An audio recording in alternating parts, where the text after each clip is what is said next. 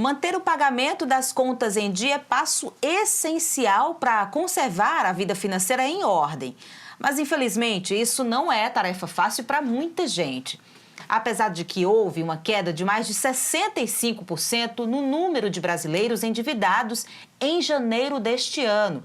Os dados são da pesquisa de endividamento e inadimplência do consumidor, divulgada pela Confederação Nacional do Comércio de Bens, Serviços e Turismo. O percentual de famílias com dívidas em cartão de crédito, cheque especial, crédito consignado, prestação de carro, casa e carnê de loja diminuiu com relação ao mês anterior, no caso dezembro, embora tenha tido um aumento se comparado ao mesmo período do ano passado, que alcançou a marca de 60,1% no indicador. Agora, como fazer para manter essas contas em dia? Planejamento é fundamental e isso a gente já sabe, né? Por isso, Câmara Aberta recebe hoje a Priscila Chaves. Ela é formada em administração de empresas e pós-graduada em gerenciamento de projetos pela Fundação Getúlio Vargas. Ela é especialista em espalhar conhecimento sobre planejamento, autogestão e educação financeira, como ferramentas facilitadoras para alcançar sonhos, para alcançar a tão sonhada liberdade financeira, não é isso, Priscila? É o que todo mundo quer ouvir, né? Que ótimo. Primeiro eu queria agradecer o convite, né, pela oportunidade de chegar aqui para falar para o público, que eu acho que é um assunto que tanta gente está já ouvindo falar, graças a Deus, mas é necessário. Quanto mais pessoas falando do assunto, quanto mais a gente nas rodas de conversa tá abordando esses assuntos e desmistificar uma coisa que há um tempo atrás era um grande tabu. E, assim, muito grata pelo convite. Que massa. Eu espero que eu possa agregar nesse bate-papo. E é uma conversa longa, né? Porque por mais que a gente está sempre ouvindo, economistas estão falando no final do ano, início de ano, como fazer um planejamento financeiro. Sim. Como terminar o mês sem ficar no vermelho. E eu acho que a pergunta principal aqui hoje é: que planejamento é esse? Como é que se faz um planejamento quando você já está endividado? Sim. Qual que é o primeiro passo, então? Assim, como foi que você descobriu isso?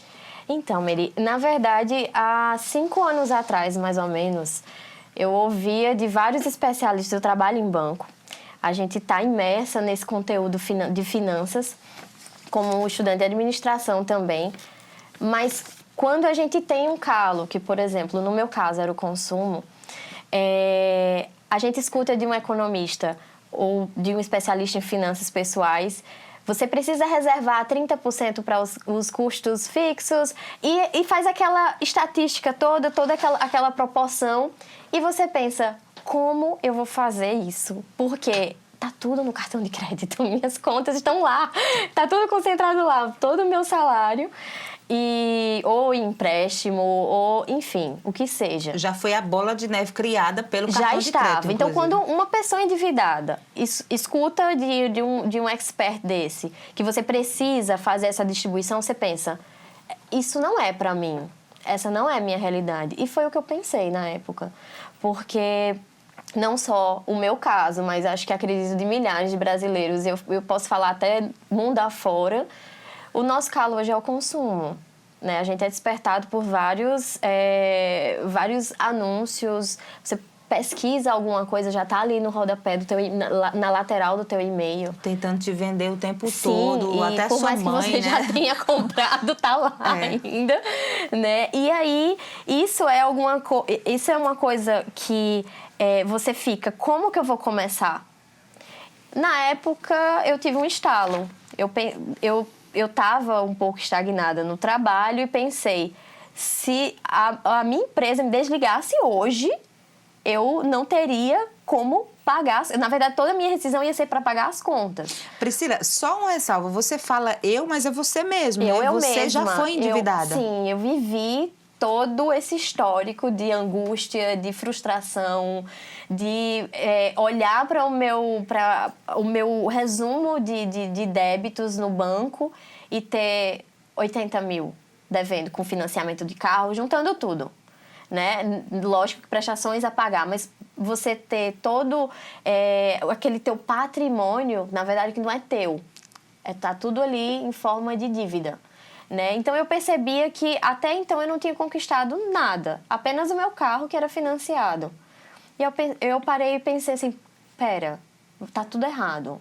Né? Eu já tinha filho, eu tive filho muito nova, e eu falei, calma, eu preciso conquistar outras coisas. Eu tenho que parar de comprar isso aqui, coisas que se acabam, e que coisas que são necessidades diárias e coisas que passam a necessidade, você compra e acabou, né? E o tesão, ele é só na hora, é só né? na Depois hora. ele... E depois, muitas vezes, você percebe a blusa rasga, ou, enfim, o celular, na época eu tinha sido assaltada 2 vezes, o dono levou. E eu percebia que o dinheiro estava escoando, eu estava sendo praticamente drenado os meus recursos. E aí eu parei assim, não, calma. Eu tenho que mudar essa minha cabeça. Vamos fazer o seguinte, vamos enxugar tudo que eu tenho. E a partir desse, na verdade, eu posso dizer assim, foi um impulso inicial. Foi um incômodo, na verdade, foi um grande incômodo que fez eu pensar 2 vezes antes de comprar e de consumir alguma coisa. E aí, na verdade, é tudo uma construção. Eu acho que você passa um perrengue financeiro, mas tem muitas pessoas que precisam de outros momentos para, de fato, aprender. Né? Tem pessoas que aprendem na primeira vez, tem pessoas que não aprendem na terceira, nem na quarta, nem na quinta. Precisa de algo muito maior, precisa, às vezes, de uma doença na família, alguma coisa desse sentido.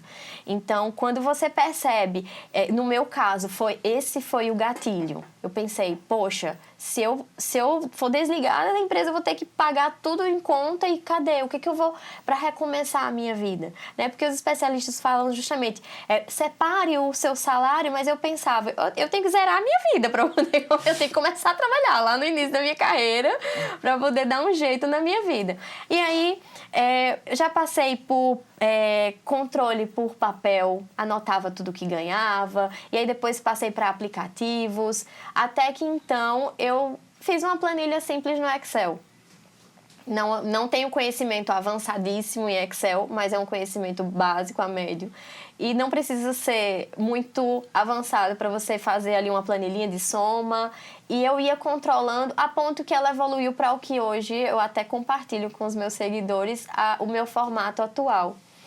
E é uma forma que eu consigo acompanhar minhas finanças e sei exatamente quanto eu tenho, o que eu tenho que pagar, e não é nada mirabolante.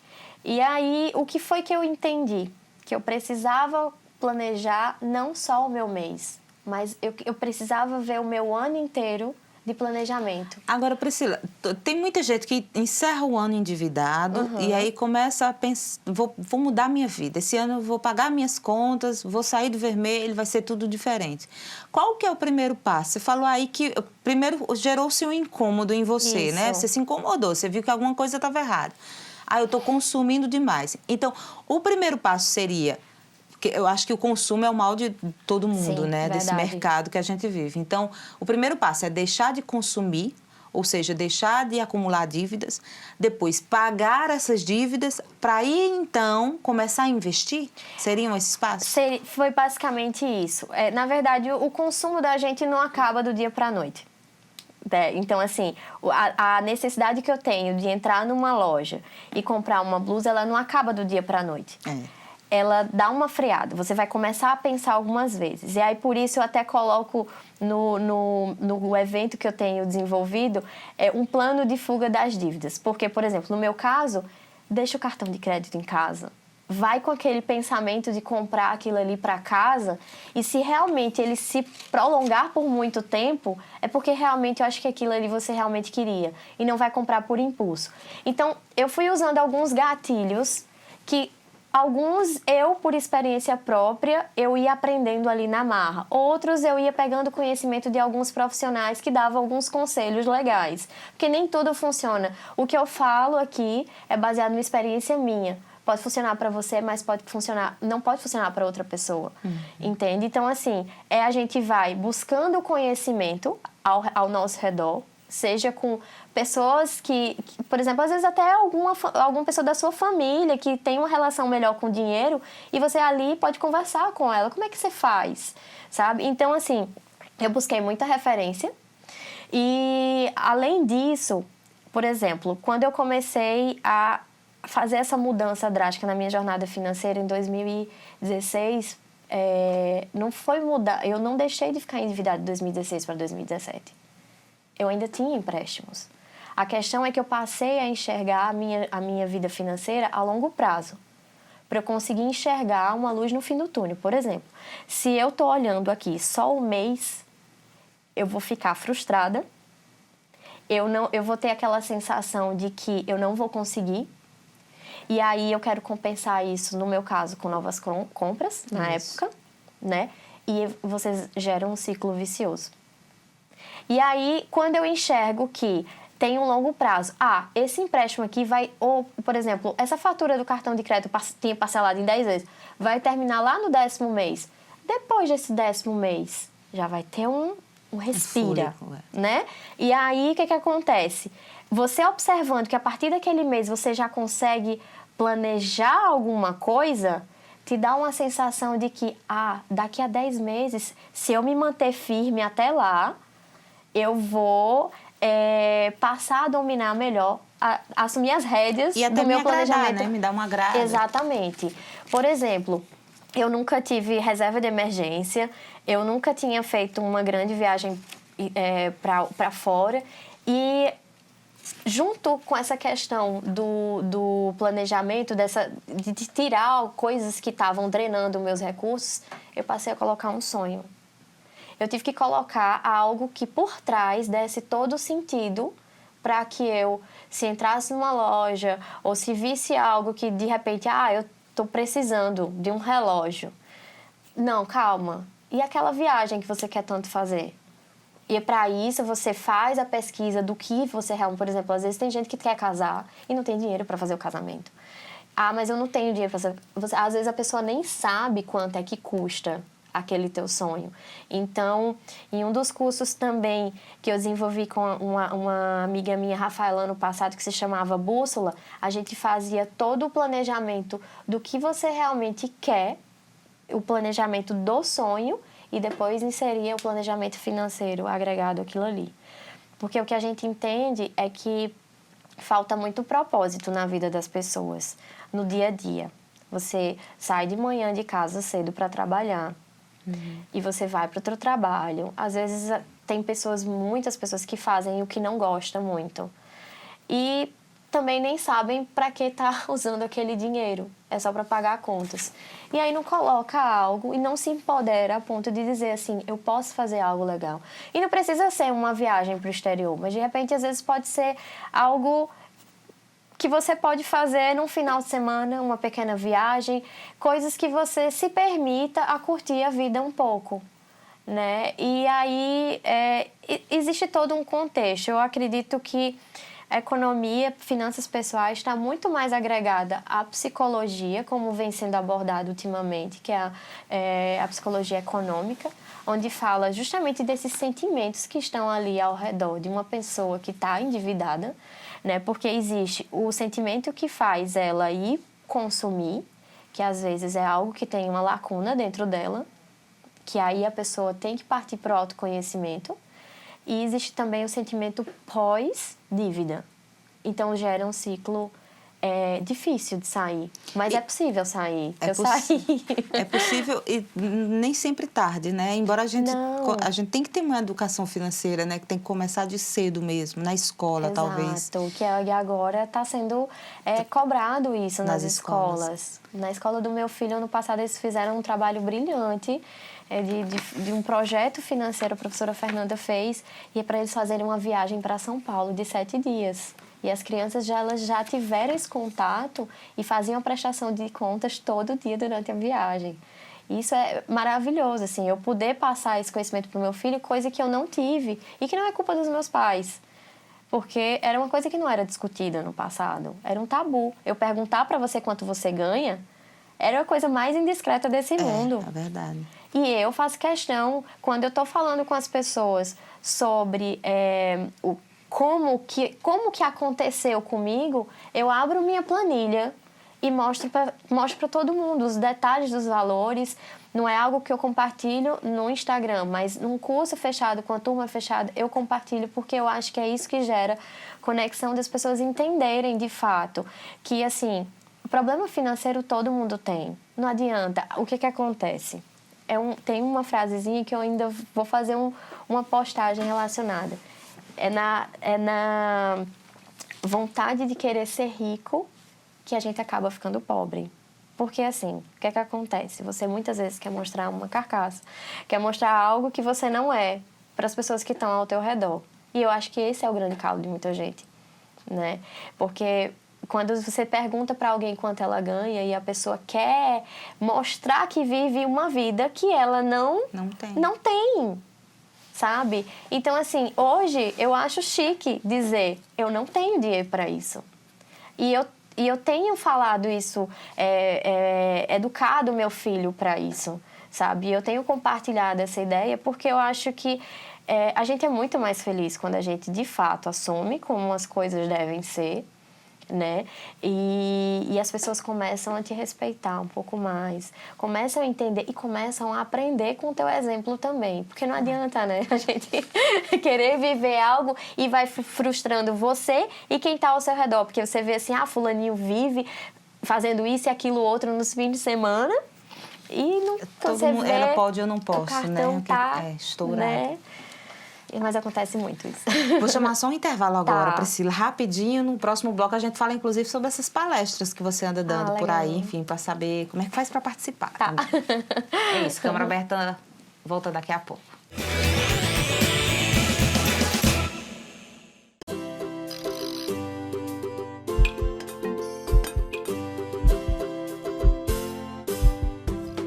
Nem todo ciclista é atleta.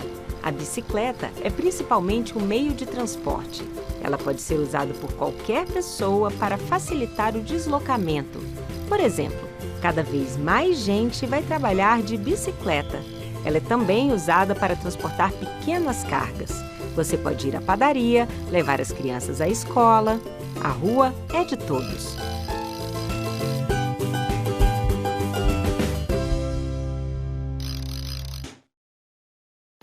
Se eu não entrar, eu vou ficar em dívida comigo mesmo. E eu não devo nada a ninguém. Os limites sou eu que coloco, não as outras pessoas. Meu medo não pode ser maior do que a vontade de vencer. Viver com HIV não é fácil, mas eu encaro. Com o tratamento, você é mais forte que a AIDS. Agora está mais simples e com menos efeitos colaterais. Assim você estará pronto para novas conquistas. Os alunos do ensino público voltam às aulas nesta segunda-feira. Dê voz ao que você pensa. Acesse joaopessoa.pb.leg.br. Proponha uma lei e faça sua parte por uma cidade com mais participação popular. Câmara Municipal de João Pessoa.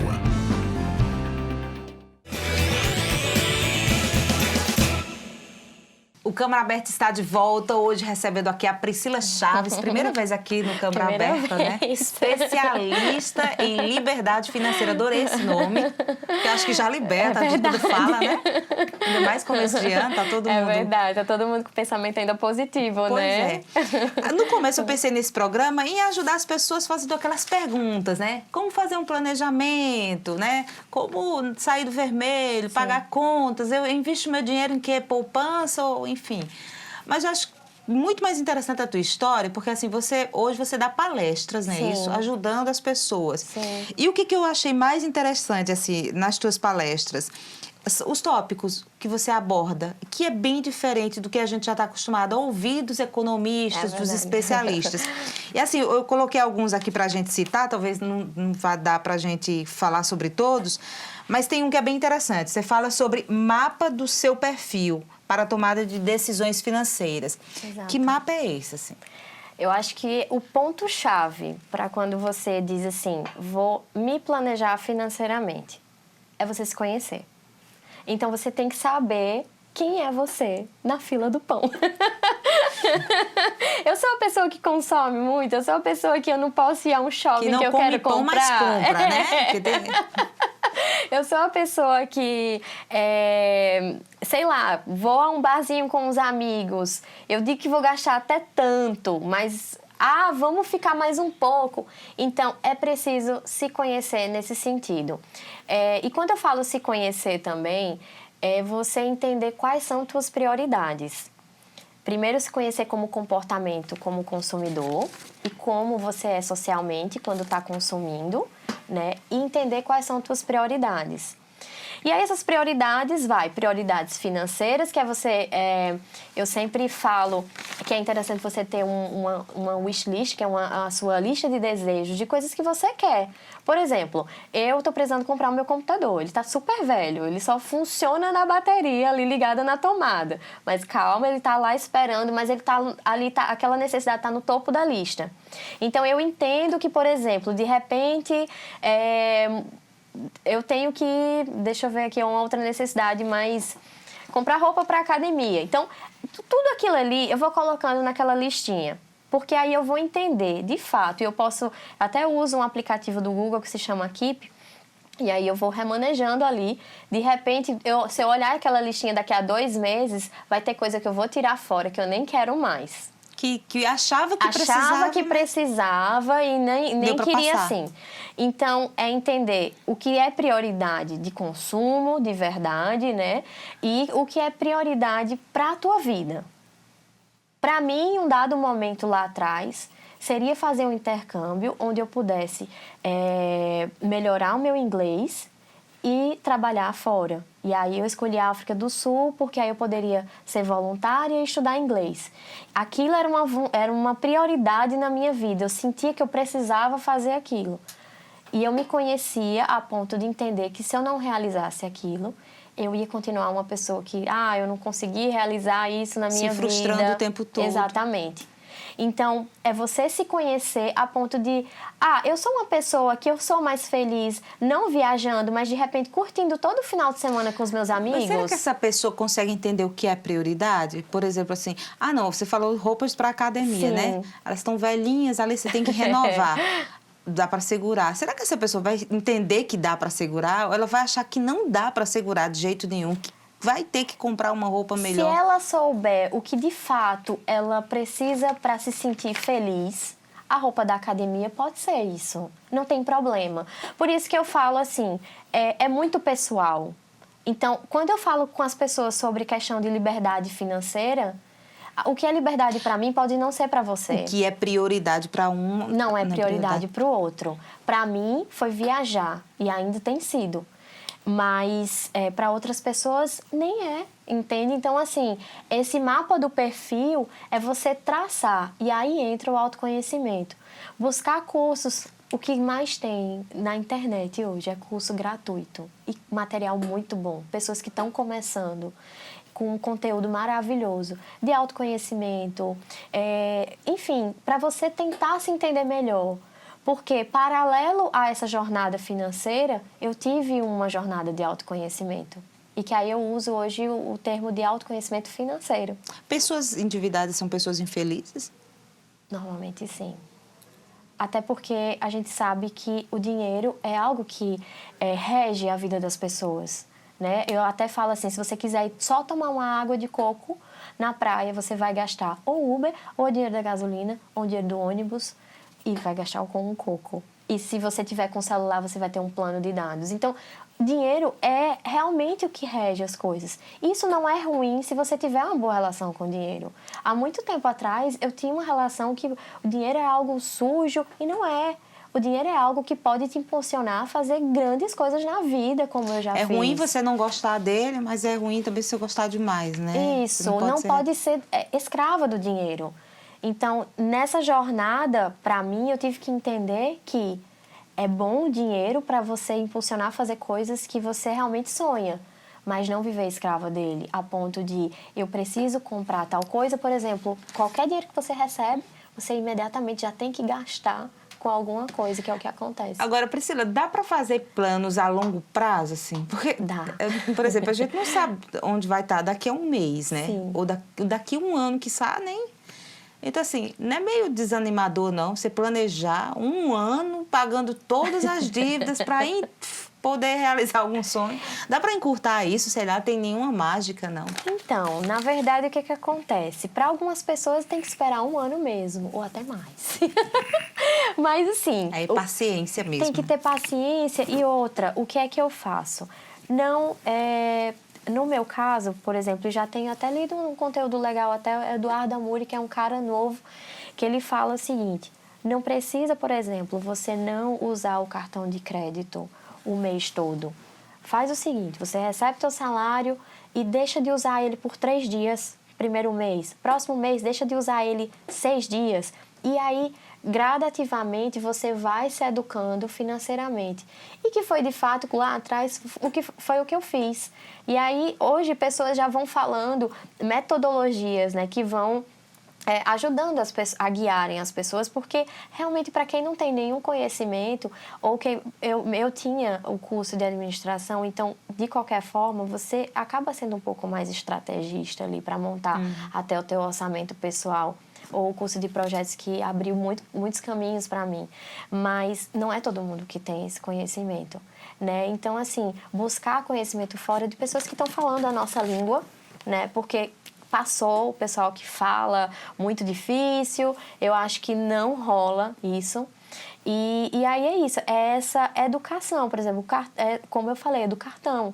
Você pode ir, no meu caso, por exemplo, eu estipulo X para o lazer. Eu vou fazer uma viagem de novo com meu filho e a gente já tem um planejamento de 6 meses.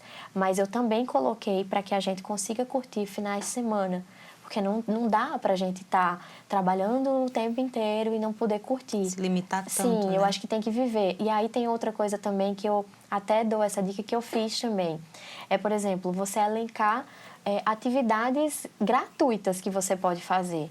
Uma praia, gratuitas eu falo baratas. Que gastam bem menos. Uma praia, se é atividade física, de repente a gente mora em João Pessoa, tem uma área ao ar livre maravilhosa para fazer atividade física, andar de bicicleta, correr, deixa a academia, já enxuga esse gasto e tentar fazer outras coisas que de repente você acaba se descobrindo, né, tendo outras interações, e foi durante essa jornada que eu acabei tendo muitas interações que me ajudaram aí, sabe, soltando um gasto ali, outro acolá e se desvencilhando, né? Exatamente.